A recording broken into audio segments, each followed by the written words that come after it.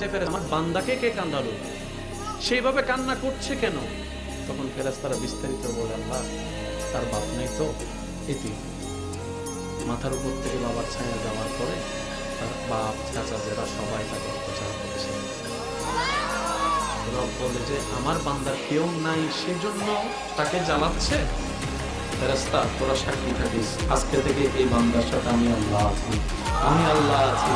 সেজন্য আপনারা আজীবন শুনেছেন মজলুম বলবো, আমি আল্লাহ কথা বলবো, আমি আল্লাহ কথা বলবো। এদিকে বান্দার চোখের পানি পড়ে, মজলুমের অন্তর থেকে আবের হয়, সেটা আল্লাহর দরবারে পৌঁছে যায়। দোয়া করুন। সেজন্য সৌভাগ্যবান মজলুম, কারণ জালিমের সাথে আল্লাহ বলেন না, জালিমের সাথে আল্লাহ, মজলুমের সাথে আল্লাহ। সেজন্য আমি বলি, কেউ যদি জ্বালায় জ্বালাইতে দেয়, কেউ যদি গুটায়, কেউ যদি